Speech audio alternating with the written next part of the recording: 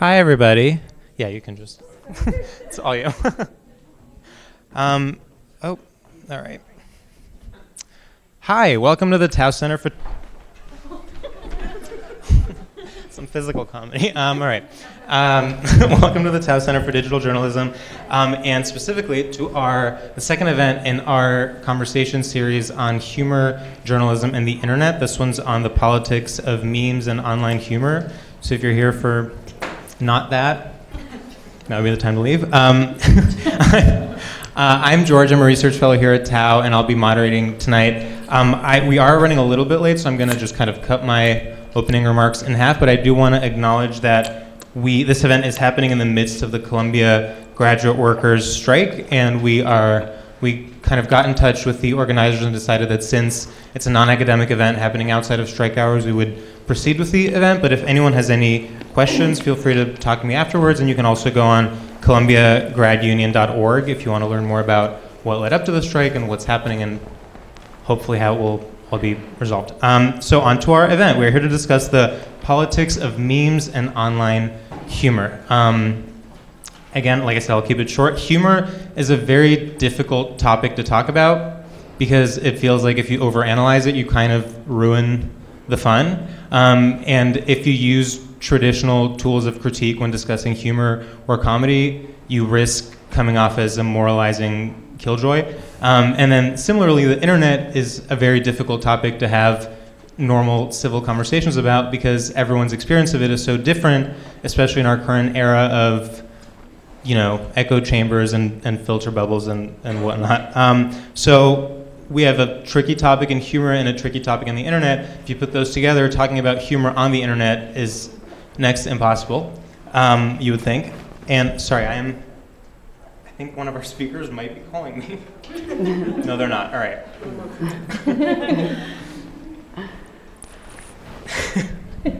Jesus. All right. So what often happens is that online humor either gets completely dismissed as juvenile or meaningless, or it gets kind of blown out of proportion by people who maybe are not familiar with some of the codes and languages of different online communities. I hope that doesn't. Sometimes it is also wildly offensive. This isn't like an anti-PC rant, but this makes discussing things like memes and trollish behavior and internet-specific irony and sarcasm very, very difficult because we don't have a language for doing so.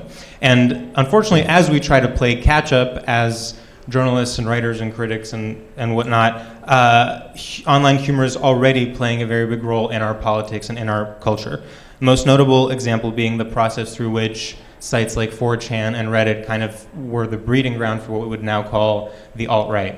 And a 4chan commenter famously said after the election, quote, "We actually elected a meme as president," which I think actually, I might have encountered that quote in something you wrote, Max.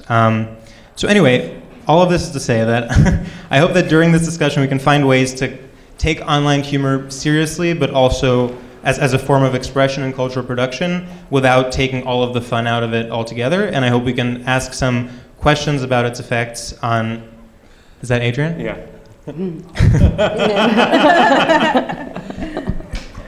Should we... All right. And I hope we can ask some questions about its effects on politics, art, activism, and the ways we communicate and understand one another, both online and offline. So I'm going to introduce everyone on our panel, and then we'll just kind of go right into some questions for maybe like 30 to 40 minutes, and then I'll open it up to Q&A. All right, so we have... Oh man, this order is wrong. Okay. Julianne Escobedo Shepherd is Jezebel's deputy editor. She has written for the New York Times, The Guardian, Pitchfork, and many other publications, and is a former professor of pop music criticism at New York University. Katie Notopoulos, second from my left, is the senior reporter for Buzzfeed News, covering tech and digital culture. She's also the co-host of the podcast Internet Explorer and an organizer of the speaker series IRL Club, which I'm realizing 3 of you are co-organizers of that series, which I didn't realize going into this. Max Reed is the editor of Select All, which is New York Magazine's technology site, and he's a former editor-in-chief of Gawker and a founder of IRL Club. Let's see. All right. Naomi Fry recently joined The New Yorker as a staff writer, and she mostly writes about pop culture and has also written for the New York Times Magazine, the New York Times Book Review, Art Forum, the London Review of Books, and M+1. And last but not least, Adrian Chen is a staff writer for The New Yorker, and he is the only one who I sadly asked today for a bio, so that is all I have. But he has written in many other places across the internet, and is someone who's been thinking about the internet for a very long time. All right, so I'm going to stop talking. My first question is, you've all, in some capacity, been covering internet culture and participating in it for a while. So I want to ask, in your experience, both as internet users, not just writers, how has online humor evolved since you joined the social internet? It's evolved. We used to have Blingy, which was a really good time, and well, it's become obviously more sophisticated because of, you know, the very intense ways that particularly alt-right communicates with each other online. But you know, we've come a long way from Howard Dean. Yeah. I don't know. I mean, I think like what I think of as the biggest change is like it's accessible to everyone. Like the idea of like internet humor is no longer like this niche thing that's like, have you heard of lolcats or something like that? Like some 2007 version that's like a very narrow group of people would relate to, and now it's like everyone knows about memes and, you know, shares them on Facebook, and moms know it, and so it's sort of like, I don't know, like everyone is involved with this now as opposed to like one thing. Yeah, I mean, I think it maybe makes sense also to think about it as like not just one kind of internet humor, but several different kinds of internet humor. So like the people I guess what I'm saying is the cutting edge has sort of moved a little bit, right? So if 10 years ago or 15 years ago, like lolcats were in fact like the cutting edge of online humor, which they actually kind of were. I mean, they came out of 4chan and stuff. Now it's the like what they call deep fried memes, which are like the incredibly blown out like photos of Shaq with you replace the B emoji for a bunch of letters. I know a bunch of you in the audience know exactly what I'm talking about. And the thing is, like, they seem more incomprehensible now than lolcats do, but I'm not sure that lolcats were particularly comprehensible in 2003. So really just because, like Katie is saying, the more people sort of come online, the more people get conversant in the language and the rhetoric that people use online, the weirder you have to be to sort of be on the cutting edge and to push it like that. But in terms of like the dynamics of in-group and out-group, I'm not really sure that's shifted that much, just the size and sort of scale of it. Yeah, I think I agree with that in the sense that I think a lot of internet humor has had to become kind of more baroque and more obscure almost in order to push away that sort of like mom faction. I'm a mom, but I mean, it's like, you know, so I think in order to keep up with it, you have to sort of, I often find myself pretending I know what's going on and then sort of like finding out what's going on ultimately, but I have to sort of hide it a little bit because otherwise it'll be like embarrassing to not know. You know, when you see something for the first time and everyone seems to be like they know what's going on except you. So I find that happens quite a lot. Yeah, I mean, at some point too, it's like pretending you know what's going on is what actually is going to create the meme or the joke in its fullest. Yeah, like, yeah. It doesn't actually exist until a bunch of people claim they know what it is and where it came from, but don't have any idea or acting like it. Yeah. Well, that's the only way those things gain meaning. Like, what's interesting about the process you both just described is that participation in really all memes ultimately are beyond the joke. Oh, Aisha, I think you have to turn on. No, you're still down. We don't know who you are. Yeah. Well, sorry, that's my bad. Is it? So I don't know how the mics work. Is it on? My name's Aisha. Okay, great. All right, cool. So Aisha, Aisha is the only person that's not on our original lineup because she originally couldn't make it because of travel reasons, and it turned out that your flight was arrived early, I'm assuming?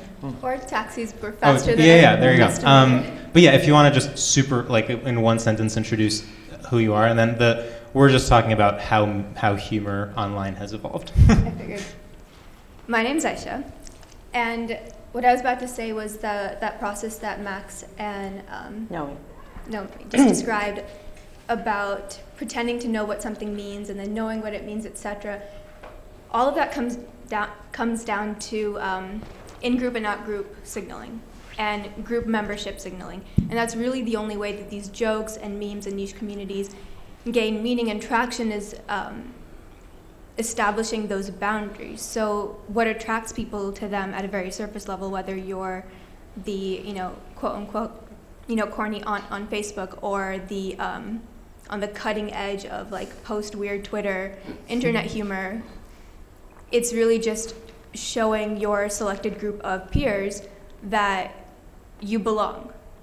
And that's really interesting to me because I think now we have seen that process gain meaning for people for whom digital communities weren't always as attractive as they traditionally had been. So like the early internet and its niche communities were formed by a lot of people who maybe couldn't find that communal, counterpart in their IRL communities, in the places they were, whether there were any kind of, whether it was through sexual orientation or whatever social difference made them not able to find peers where they were, they turned to the internet. You had LiveJournal, and you had, more recently Tumblr, and now you also have, MAGA dads, and so the groups have increased in number, but the process and engagement, I think, does across the board share a lot of universal elements and common themes, and part of it is that like signaling membership of pretending you know what something means and then later coming to know what it means, and then kind of reveling in showcasing when you knew what it meant by like signaling which irony level you're at. Like, oh, I'm already on this level of that meme. So as we all know, they come in cycles and they evolve. Yeah, I guess one of the things that changed a lot is that it seems like there's a whole industry of sort of commodifying these and popularizing them through, like brands' Twitters or advertising, or all these sort of internet culture websites that now cover this as sort of just culture. So it gets blown up, a popular meme or a joke format gets blown up a lot faster because there are people whose entire jobs it is to basically comb the internet for anything that seems cool and use it. Yeah, that seems like one of the biggest differences. Just the amount of cool points, I guess, you can accrue, or I guess more specifically cultural cachet, and a lot of that comes from the money that people are willing to invest in, whatever meme-ish thing. Like, think about like the Geico commercials, which are like the most mainstream meme, I think. But in the early days of the internet, which I can remember, unfortunately, very well, wasn't, to know that stuff was sort of not that cool. It meant you were kind of a shut-in, and like you didn't spend time out in the world doing things that, were like things, IRL was cooler than online, and I think that has really swapped. Which is probably bad for our circulatory systems, but good for internet culture. Do you guys think of any kind of game-changing moments on the internet that were instrumental in making this change and making kind of like internet culture indistinguishable from mainstream culture, mainstream discourse? I think a lot of the proliferation of screenshotted tweets onto Instagram, like the Fat Jew account type things, I think that was a significant moment in taking what was maybe previously a small group of people who might have shared this one sense of humor and like blowing it up to like a really massive audience that was using Instagram. It's much more accessible. It's much more like normal, teenager friendly. I think that, I don't know, when was that, like 3-4 years ago. Yeah. I feel like that feels like a significant moment. And I think that's also when like what young people called a meme sort of became, you know, image with some text over it that's like, you know, a screenshot of a tweet that someone else did. I think that that's what people understand to be memes, and at some point earlier that was some more convoluted meaning, perhaps. Yeah, I mean, I feel like part of it too, the explosion of Facebook around 2012 or 2013 that really got everybody online and was the first kind of social network that people who were not previously engaged with social networks at all were able to understand and use, just meant all of a sudden that people were getting exposure to stuff that they'd never seen before. And like, it's because it's not just Instagram accounts like the Fat Jew that had these tweets, but there were all kinds of Facebook groups and Facebook pages that people would like that would have the same thing. And so, you know, at the same time, everybody was like, in our industry, was starting to gear the stuff they were writing toward Facebook because it was sending all kinds of traffic. So that, like around 2012, 2013, there was this kind of explosion of Facebook related or sort of Facebook directed activity that I think because like Tumblr and Twitter in particular were such productive, creatively productive spaces, they just got mined by page admins on Instagram and Facebook, and all of a sudden like all these great jokes that had originally been made for 60 people or maybe 10,000 or 20,000 people were in front of millions of people who had never really been online before. I'm not sure if there's like one particular moment, but that to me was sort of the turnover from the like, this is like the fun thing that, you know, a handful of cool people do online or nerdy people do online, depending on who you're talking to, into like a thing that everybody was basically conversant in and had some sense of what it meant and how it worked. I would say like planking was a big point, which was what, 2013 when everybody started lying on the ground. And I think that was important because it wasn't really a meme, it was just like a photo gag, but it got sort of pitched as a meme. And I think that's why, you know, it became such a sort of morning show fodder, like celebrities doing it. It was something that celebrities could do, I think, was a big part. You know, like a celebrity would not be like making a lolcat unless they were incredibly nerdy, like had been on Star Trek or something. But like, you know, NBA players were planking. Is there anything like that now? Like more recently? Like Ice Bucket Challenge? It's not really funny though. I think dance challenges across the board. Yeah. Yeah, I guess that's what Logan Paul does. What was like, it, the mannequin challenge recently? The mannequin challenge. Yeah, the mannequin challenge. I think there's the lemonade challenge, which is specifically created by a choreographer. I can't remember his name, but he choreographed Beyonce's. He's her main choreographer, but he also choreographed NERD's Lemonade video, and like so now we're to the point where he started that on purpose to get celebrities and other people doing like this dance challenge, which comes from, I think, majority like young Black teens, I guess dating back to what Soulja Boy tell them, like yeah. I mean, a few things that all just reminds me of. One, I think planking was totally so pivotal, and part of what made it so interesting to places like morning and local news shows was it was one of the clearest and most simple examples of a online phenomenon interacting with people IRL. And I think for a lot of people, that was the first time that dichotomy finally dissolved. And it had really not been real in any sense for a long time, but for locals, as people on Twitter like to call them, that was the first time it was like, oh, there's something circulating online that is influencing how people act in real life. And I think that's also when the word meme changed from meaning like a very specific type of image macro to simply a communicable idea, like a virus. And the other thing that's interesting about, when you first asked if there were any pivotal moments I could recall, I think one thing that stood out in my memories when corporate brand accounts, and I apologize if you guys have already covered this, first started using and co-opting very teen internet slang and internet jokes basically to sell Denny's pancakes or whatever. And I think it was a little bit jarring for people to encounter that kind of language, like Tumblr language really, from those accounts. But I think it's also useful to remember that while that seems very jarring and new, nothing that we're seeing is really ever all that new. That was just the most current iteration of a very classic process of corporations seeking out the latest in youth and Black vernacular to sell their products. That's always where cool has been in America. So that's always where corporations, whether they're on a 1950s Coca-Cola billboard to now on Twitter, are going to go to just find their latest language or to update themselves really.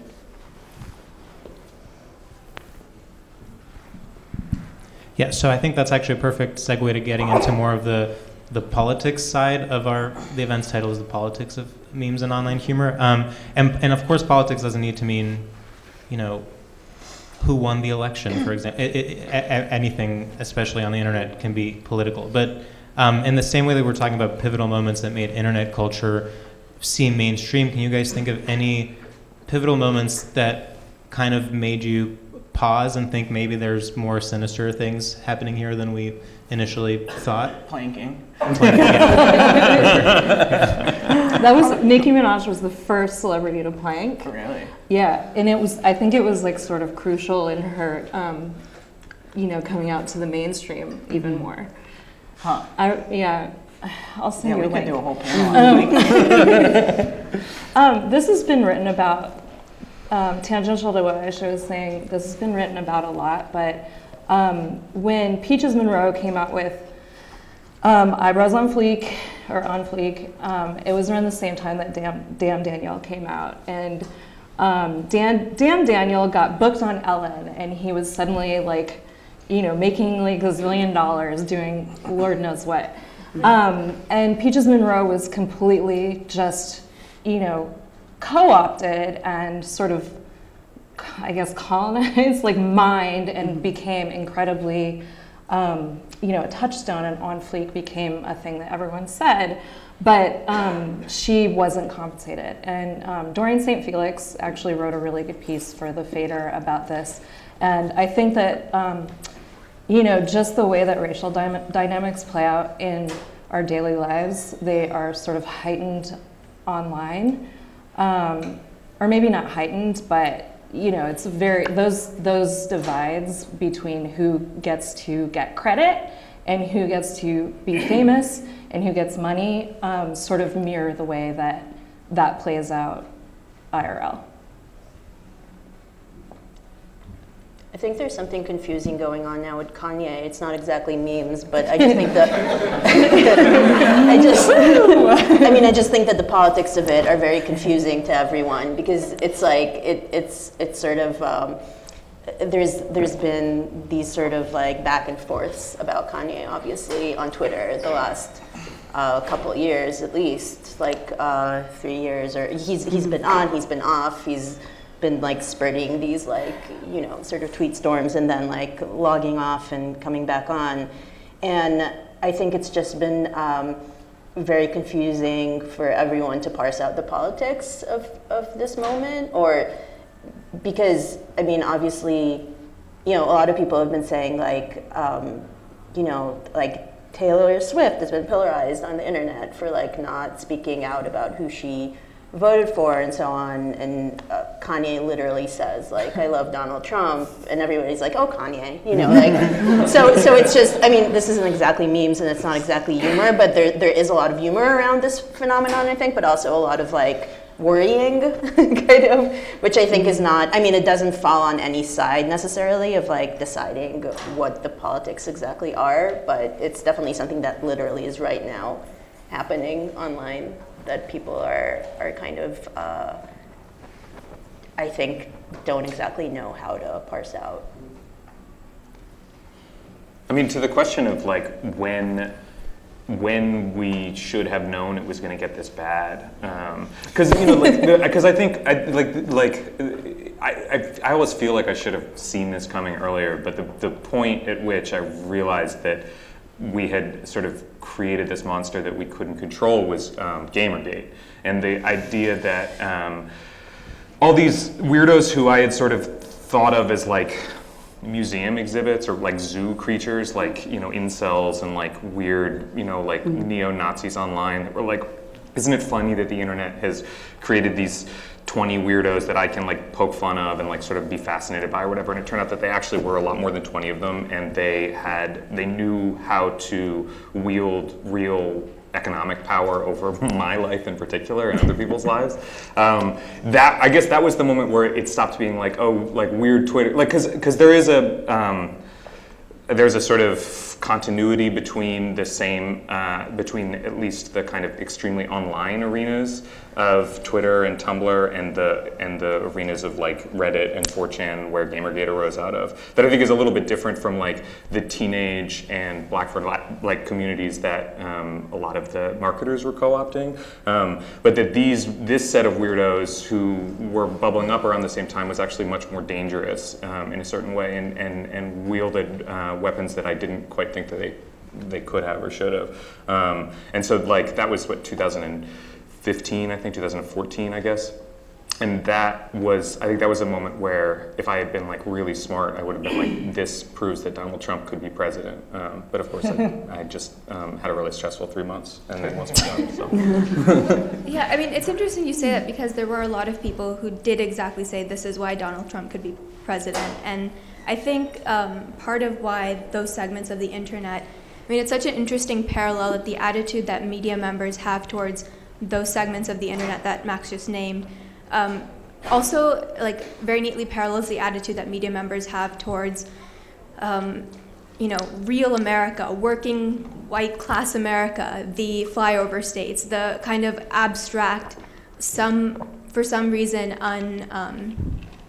you know, the Trump voter that like the media seems to be simultaneously like deeply fascinated with but unable to recognize as a real person or entity or take seriously in any way, because you know, there were a lot of people for whom that right-wing element of the internet was not a novelty, and neither were Trump voters. And I think the media's habit, a particular segment of the media, like well represented here, the habit they have of like viewing that demographic as, you know, a quaint novelty to ironically discuss or you know, make fun of until they, you know, commit an act of terrorism or violence, has been really frustrating as someone who's, you know, for whom like those realities they didn't catch me by surprise in 2015 is the long and short of it.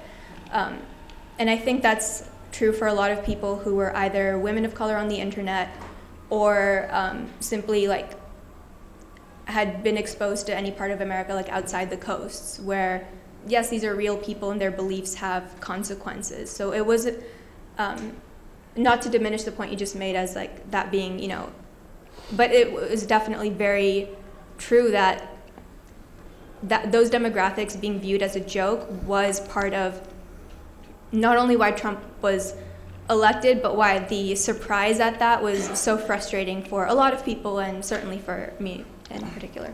I think like when I think about, you know, I was writing a lot about like 4chan in 2012, which is where a lot of internet culture, you know, as kind of pure internet culture started. And, you know, it was like this cesspool of racism and sexism and just like a really bad, toxic place that was all sort of excused by jokes, right? And it was like, oh, it's a joke, it's just the internet, it doesn't really matter.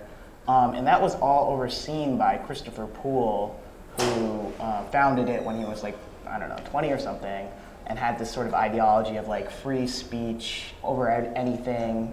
You know, this will kind of give rise to like this amazing creativity and whatever. It was a very like free market ideology that was, because it created things like lolcat, people didn't really think of 4chan as like that bad, even though it was sort of constantly terrorizing people, has now become a platform for like real neo-Nazis. And I think that the fact that he was sort of lauded and given all these TED Talks and now works for Google, I think says a lot about sort of the bankruptcy of that kind of thinking, and I think that the idea that like, oh, you know, as these like white dudes who have this like vaguely future-sounding ideology of like free speech and remix culture and stuff, we can just excuse anything and it will all work out fine.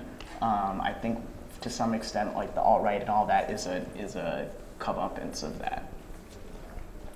Yeah, just to add to what both Adrian and Aisha were talking about in terms of the dismissal of trollish behavior as jokes, basically on sites like 4chan and Reddit. This is not meant to be an academic event, but if you look at work that was happening in the academy during that time, you have books like Gabriella Coleman's book on Anonymous, where she kind of historicizes trolls as these trickster figures and very much makes a distinction between their identity as people and their kind of like trollish behavior and jokey behavior in a way that one could argue kind of excuses them and doesn't like and skirts away.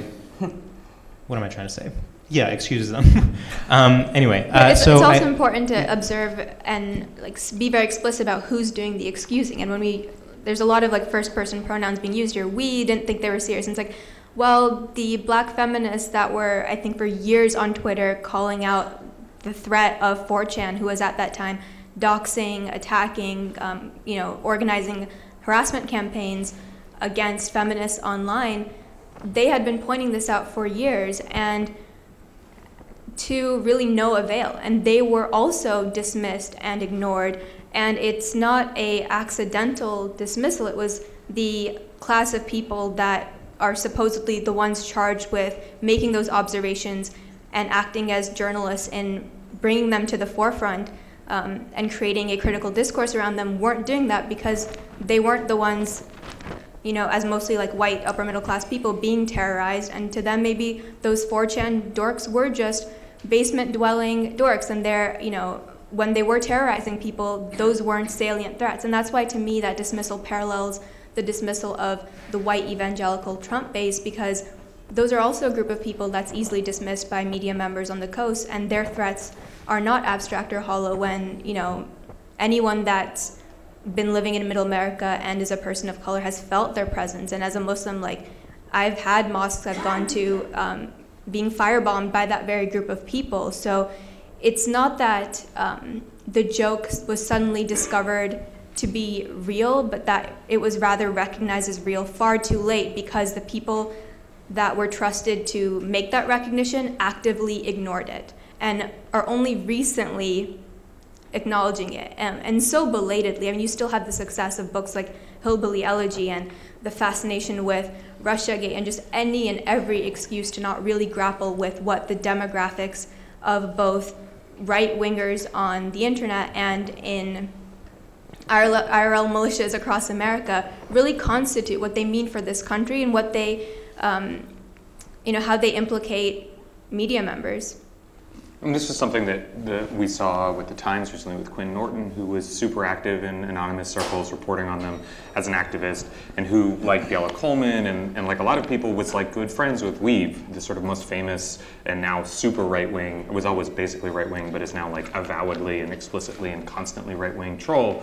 And there was this sort of bubble that emerged around 4chan at that time, had a really hard time like keeping in their heads the idea that these people could be sort of at the leading edge of internet culture and also just have the worst imaginable politics that were in fact incredibly dangerous. And it seems clear to me now, like given Quinn Norton's inability, for example, to sort of apologize for maintaining that this like awful Nazi is one of her friends, that there still is some trouble with understanding that this is not quite so simple as saying, oh, there's the persona and then there's the person, that there's the joke, there's the troll, and then there's the political opinion. That especially online where this stuff is flattened, where where context is completely stripped away, there is only just the statement and how it's received.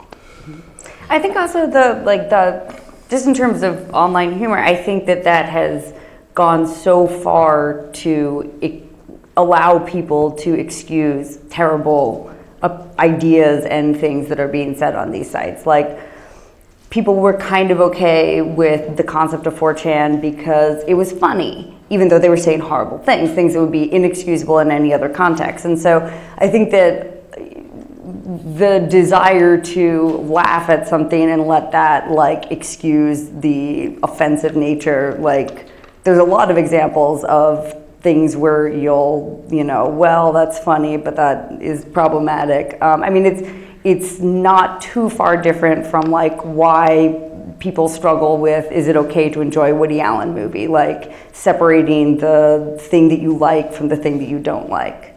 I think that, it's the same with Reddit. Like Alexis Ohanian has been able to like push forth this idea of this like amazing utopia of like hilarious things that happen on Reddit and also like, terrible things.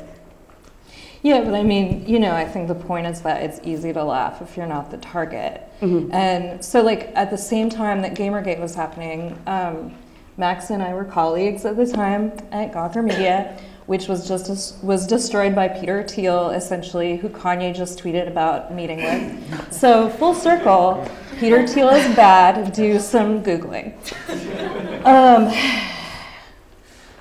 So at the same time that Gamergate was happening in 2014, and it was very serious, and our company was attacked from an advertising standpoint. But I think our colleagues took it seriously. But at Jezebel, we were actually getting the threats, like the death threats. It was a parallel between, or a convergence between Gamergaters and MRAs and, incels, which stands for, what does it stand for again? Involuntary celibates. Involuntary celibates, aka people who believe that they are entitled to sex. So that's fun.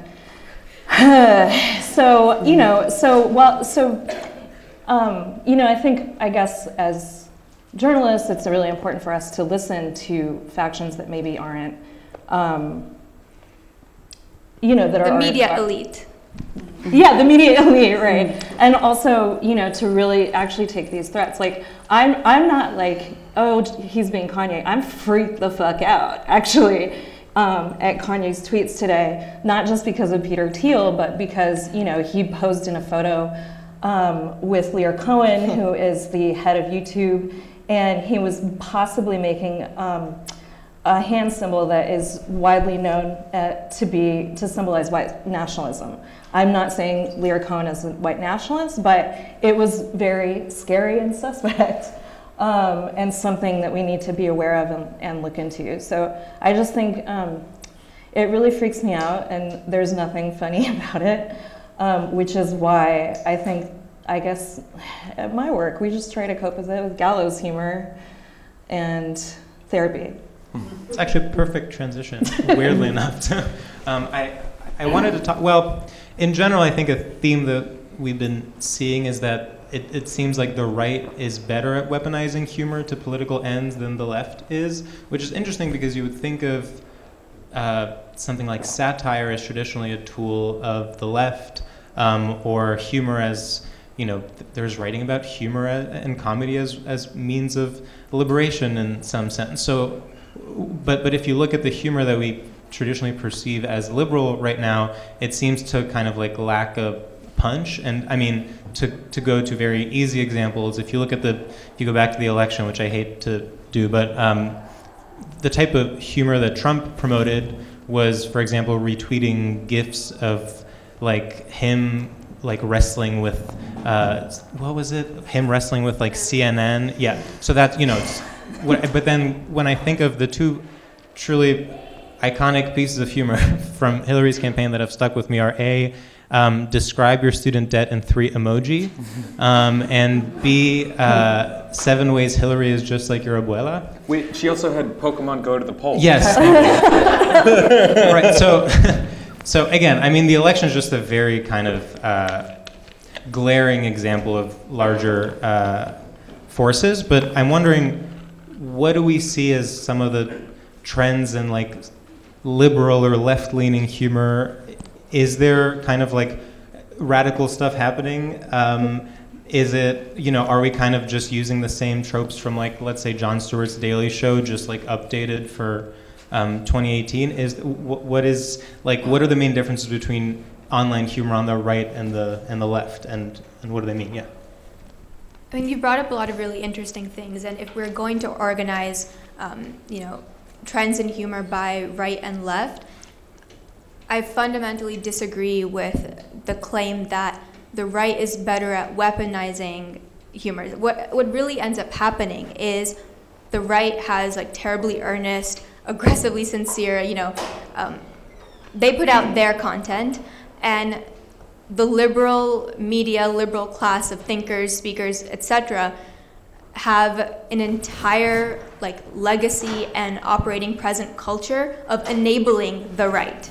So no matter what the right does, the liberal left, so I'm not talking about the part of the left that I identify with, but the part that's most represented in mainstream media, that segment of liberals then immediately, like a reflex, rushes to the defense under the guise of, well, this is free speech. I mean, we've seen for years the left ceding ground to the right, and for every noose hung on a college campus, for every racist threat, for every sexist act of violence, there has been a Jonathan Chait column chastising the rest of us for railing against free speech. And under this incredibly, remarkably aggressive mobilization in defense for this abstract deal, the left, the liberal left, has done nothing but enable the right to not really be funnier than us, but just to be better at reaching their base successfully because they keep being given the platforms to do so. And what's, the mainstream media liberal is so conservative that that's all really that can be expected of them. So I only recently started believing in satire's potential to do anything other than enable fascism because I caught a screening of Boots Riley's film, which is really great. Sorry to bother you. I'm not related to it in any way, but you guys should see it when it comes out. And because we've lived for years, right? The Bush era, Obama era, Daily Show, Colbert Report, there's South Park. There has been such a significant segment of American pop culture dedicated to protecting the right wing's right to be deeply oppressive efficiently, and also to twofold, even worse than doing that, is to diminish the room that any of the rest of us have to challenge that. So anytime we even want to take up the claim is because no one's really taking away anyone's right to free speech. That doesn't happen. What we're barely reaching for is maybe the occasional opportunity to challenge, right? To say, well, I disagree with what you've just put forth. And that never gets to happen because every New York Times op-ed columnist is a conservative. You never really get someone from the left represented. So this whole false, this myth of this marketplace of ideas in which, we can all engage on equal footing, it's been proven to be demonstrably false. And that's why it's so frustrating to even engage with the concept of, oh, is the right just better at communicating? No, the left has been abandoned by media liberals. And so really the impetus is on us to have to be much more, not only radical, but strategic and even accessing spaces of communication, just column inches, media platforms, how much time and money do, people like Chait get for telling college students that they're being too much by, asking for their campuses to be less, horrifyingly racist, and zero airtime given to, can we be a little less Nazi? No? Okay, I guess that's been a very frustrating cycle to see happen, not just since Trump has been elected, but for long before that. I think also to your point, Aisha, that there is, the right has been very good, the far right has been very good at weaponizing humor and communicating to its base, but it seems more prominent because the center right, for all intents and purposes, doesn't exist as a force to sort of block out or to water down or to, and this isn't just with humor, this exists as a dynamic across media, across news reporting, and that the center left tends to be dismissive of sort of the humor of the harder left. But the harder left has actually been very good at using humor as a what's the word? As a megaphone, as a platform. I mean, I'm thinking like of meme accounts of like the way Weird Twitter basically turned into like a socialist community, like which is a development that I don't think any of us really saw. And you can and like it's not as though I don't sort of unwittingly endorse everything that the former Weird Twitter,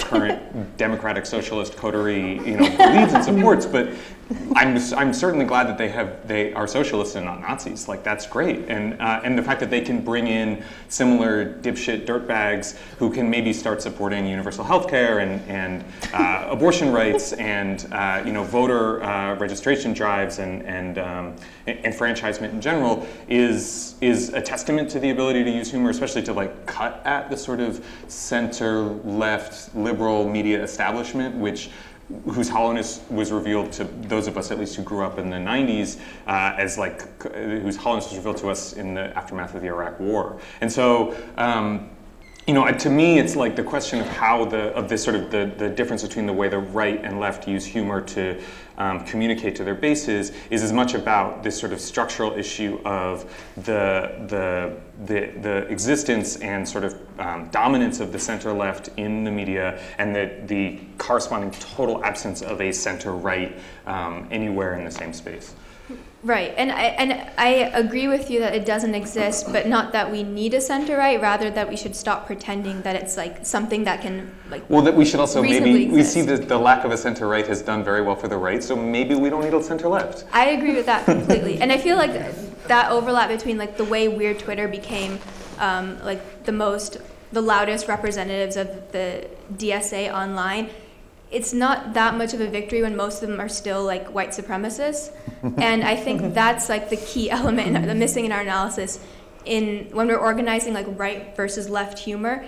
That's maybe not as like immediately illuminating as recognizing like white humor and everything else. Because I also associate like white liberal satire as like a fundamentally conservative phenomenon that's always punched down. And I think you're exactly right, like the aftermath of the Iraq War, and even now with like, there's so much content around making fun of Trump that has like no potential for humor for me, because it's remarkable to me that people have time and energy to make money off of that kind of like mental orientation when people are like actively under threat right now. Like ISIS conducting raids on people's homes and like detaining citizens, and people mistakenly perceived for being Muslim as well as Muslims are being stabbed and killed, and someone thinks that like making fun of Trump's hair is still like valid. And I'll remember like in 2015 I said that white people would sooner elect Trump than like stop making fun of Trump's hair or something, and like Gawker put it on the list of worst tweets ever of the year. And so that was like part of like this like the media dismissal of not taking not only Trump seriously, but anyone who thought the threat he posed was serious, not taking them seriously either. So every conversation since then about the internet and humor and the right and left and conservatism is not only hollow or too little too late, but has gone beyond past insulting to be a joke in and of itself. But don't you think that's always been the case, or do you think like it's gotten worse? In the sense that Well, just in the sense that people obviously are white people being dismissive of the concerns of the oppressed has definitely always been the case. But do you think it's gotten worse since Trump or since the? It's always been the case. I think anyone who feels that it's gotten like measurably worse probably just wasn't attuned to how bad it was before Trump. So we need to we should open up to Q&A soon, but I want to ask one last thing. Aisha, you've been talking a lot about the way the media cover. I'm just going to bring it back to humor because we have to, but the way the mainstream media covers humor. And a lot of the people I think on the stage have done a really great job at various points of covering things happening on the internet in a compelling way. So I think as a last question, if you guys can think of some kind of like, just as writers and as journalists and commentators, some best practices for how to cover something like online humor in a way that that is compelling and isn't just like taking a screenshot of something and posting it on a blog post. I think it should. I think I'm not sure about this, but I guess my response to a question like that would be just how I would think about generally responding to any cultural phenomenon, not just humor, which would be, I think, to combine a close reading of like the formal elements of whatever it is that we're looking at with a kind of larger political or social context making, I guess. I mean, I don't know. It's not that's not necessarily different than anything else you would ask me about, like how I read or how I would be interested to read people reading things. But I don't know. Oh. I would say, like, always try to go at least 5 years in the past to see what the historical context of all of this is, because I think the one thing that's always bad about coverage of internet stuff is that they take it as if like it just happened like yesterday and they write about it like that, when everything not only started, you know, in 2012, but started in like 1998. You know, the internet has been around for a long time, and the internet also came from somewhere.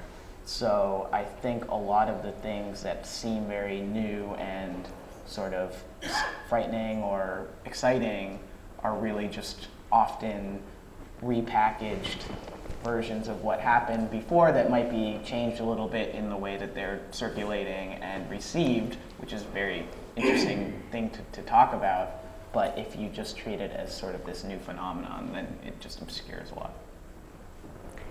I think you're exactly right. Timing is super important, and the other thing I would bring up is positioning. So if you're covering in any kind of journalistic sense humor or the internet, I guess part of that involves explaining the joke. So like, who's in on the joke? Who are you explaining it to? Why are they not in on it? Where did it originate? So just generally speaking, positioning is always useful to be aware of when covering anything, and especially so when covering online phenomena.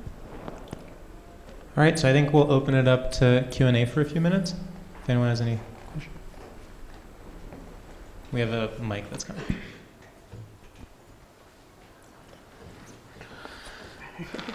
Hi. Sorry. Hi. As the visibility of more politically or discursively pointed memes has grown in the past decade or half decade, how has that shaped or changed your writing?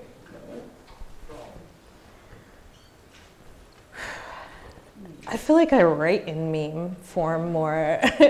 I think that's not precise, but you know, I think just internet culture has sort of necessarily shifted the voice of most, or not most, but a lot of people who write on the internet, just because like we're just kind of conversant with each other. Yeah, I think generally, I can't point to a specific point, but I think that, you know, the tone of memes has really shifted the tone of journalism on the internet. Does that make sense? Yeah, I think also like there's a level of assuming readers understand it more. So you can write in a way that assumes that the person reading it has seen some similar version of this, that you're not having to describe, okay, there's a thing, it's, you know, out of nowhere. I think probably also the same set of forces that are making memes more politically and discursively pointed are operating on us as writers. I mean, I don't want to speak for the rest of the panel, but you know, the things that are making people online generally talk in political terms more, the same things that would make journalists talk in political terms more. In other words, it's less that the memes are operating on us than the world is operating on us and the memes at the same time. I think, yeah, to Katie's point, that the familiarity with these things has definitely made writing about it easier. And I mean, it can go both ways, where you can get lazy and just sort of label something like a meme or a troll or whatever to sort of signify something that maybe it isn't actually. But on the other hand, you know, the reason I was late is I had to file a piece, and it talks about trolling sometimes, and I was able to just sort of like in one line be like, this is what an internet troll does, right? Whereas I think maybe 5 years ago you'd have to be like, internet trolling began, and you know. Yeah, I think the familiarity of the audiences, even if you write, you know, like if you write for the New Yorker or something, I think now audiences have caught up a little bit, even if it's not like the natural, like internet native audience that, you know, you might find elsewhere, but it's caught up a little bit. Like there's a more general. Yeah, they've become like a troll is now an archetype, and a meme is like a concept that any person could you know like draw conclusions about. I also think in addition to cultural shifts, there's also economic pressures that are encouraging those who work in media to produce content that is a meme and acts as a meme and can be as mobile and function as virally as a meme. So there's also pressure, I think, on people who work in the industry to put out material that kind of is as mobile and sticky, you know? What was that last word you just used? Sticky. Sticky, is that an English word? Sticky. Sticky, okay. Okay, I have two questions, but the first one is for Aisha, but I'm going to skip it. I'm going to go to one right for the gang. What you just led into is, do you believe that online humor and memes are more a vehicle to produce journalistic commerce or to advance political agendas? What's the difference? Like in 2018 in this country, I mean, I don't know. There's like if you believe in class warfare, you're either fighting for labor or you're fighting for capital, and your memes are going to be in service of one commercial agenda or another, or one political agenda or another. Yeah. Okay, the difference is that one produces a revenue stream, one doesn't.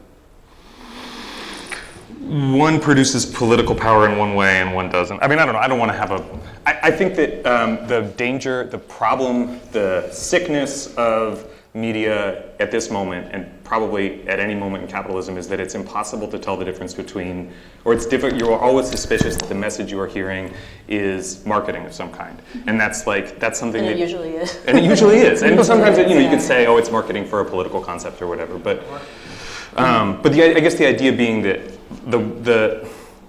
there is at some point the way the internet works in particular, like within the attention economy, in which me trying to get you to read a piece that I write is a little bit about me trying to advance, say, a political agenda that I am advancing in this piece, but also because I need, for the sake of my career and my ability to pay my rent, for you to read this piece so that my editors will continue to employ me to write those pieces, that there is an economic agenda in that way.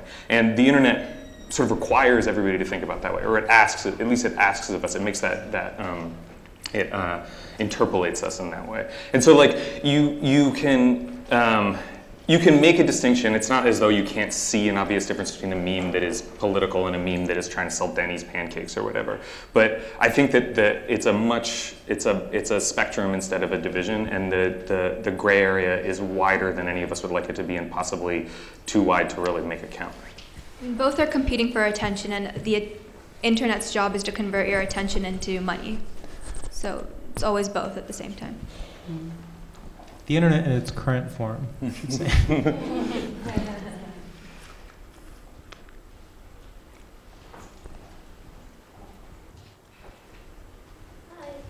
wanted to ask about what you guys, hello? It's kind of on. No? We can hear you. Okay. I wanted to ask about about what you guys think about the efficacy sort of memes as a medium in general, and also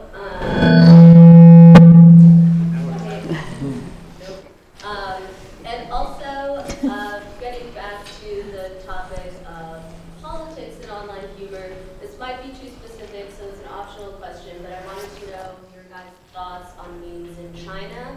And I'm like specifically thinking that Winnie the Pooh is now banned from Chinese internet because people created a meme that he looks like Xi Jinping, and it was a whole thing. Yeah, so if that's too specific, that's optional, but yeah.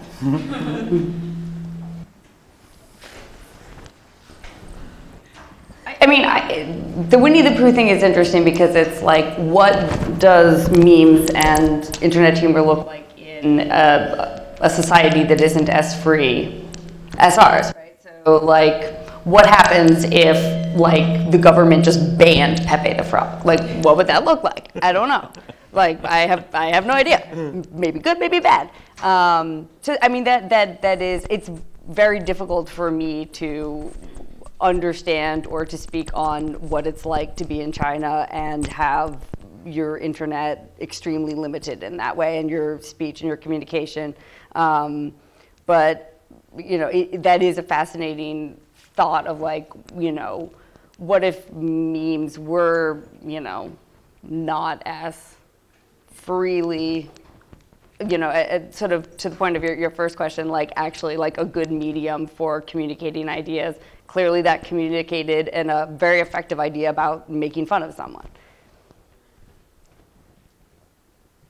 So memes are efficient because it's like a mobile unit of information, right? And it can travel across like different internet platforms and be circulated within different communities. What's happened more recently, I don't think this is on. What's happened more recently is the internet has become further atomized as it's grown and as more and more different people, as we've discussed, have joined the internet.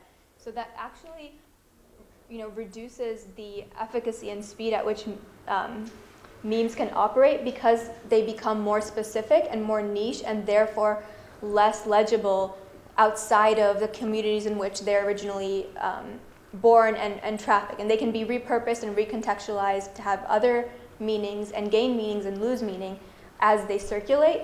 But I think your question is interesting because it relates to like the efficiency and efficacy of memes to communicate. And I think we're in an interesting moment in which that's shifting a little bit. It's no longer, I mean, what originally was so cool about memes is how, just a few years ago, they were so cross-cultural and, like, in many ways kind of, you know, overcame barriers of language and, you know, geographic borders, which are the hallmarks of a lot of the early internet.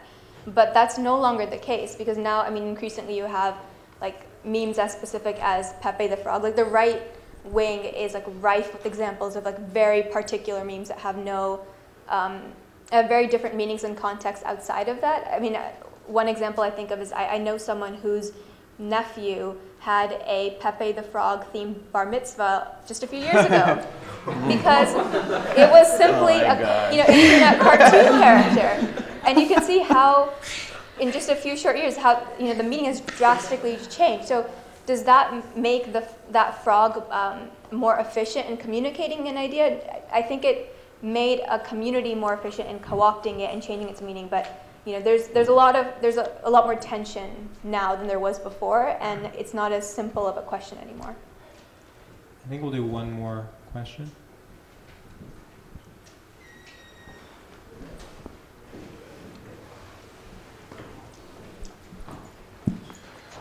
Okay. Yeah, so I just wanted to sort of follow up sort of question, comment thing, but following up on that question about China, because China's kind of interesting at the moment, because it just banned an app, which is a humor app in China, that isn't a political app. It's not an app that is particularly about making jokes about Xi Jinping. It's just an app that is kind of creating this community of humor of users who, you know, publicly want to kind of share jokes. And China has banned that app. And whenever China bans something, it's about stability. It's the idea of stability is the concern.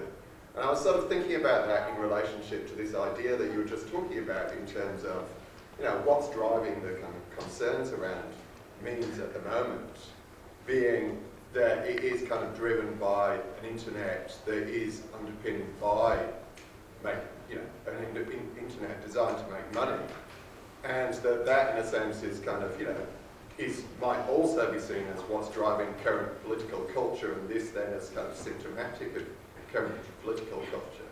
So I guess I'm sort of just wondering about whether that then sort of suggests that, in a way, kind of China might be right. I think China's definitely right. But yeah, you know. You mean him being communist? Yeah. But that there is something destabilizing about transmitting even wholesome memes that are completely apolitical. That it's sort of the way that we were talking earlier about memes being like, you know, in-group joke, and like you layer that like, oh, I knew that one meme, and now I get this other one, and I get it when you reference 8 layers of memes all together. There is, I think, you know, you're creating this cultural environment where you're transmitting these tiny microbes of information that are purely just a joke, but there is something I can sort of see as being somewhat destabilizing to how previously you would never have laughed at a picture of Shaq with, you know, completely blurred out or whatever, and now we're all laughing at that. Like, what happened? We used to watch Married with Children. Like, something has gone horribly wrong in this country, and China's doing it right. But yeah, I mean, I can see that even in a non-political means, the transmission of a sort of unifying sense of camaraderie with your fellow meme enjoyers could create some sort of, you know, destabilizing effect. Because a lot of the production and circulation for memes is the desire to seek and establish a stabilizing effect in unstable times. I mean, that's what that whole point of like establishing points of connection and communication are. Like the joy of sharing a meme with someone and like sharing an image that has no discernible meaning to someone who doesn't share your particular reference points is an act of like reaching out to someone and feeling a sense of belonging in what increasingly feels like an alienating time. So a lot of this meme circulation has, you know, a lot to do with a desire for like this very, again, age-old universal like human impulse. All right, I think that's a great place to end. Thank you guys so much for coming. And thank you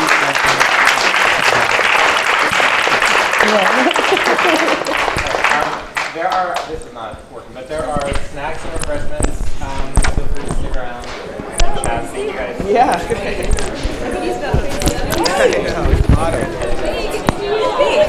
Thank you.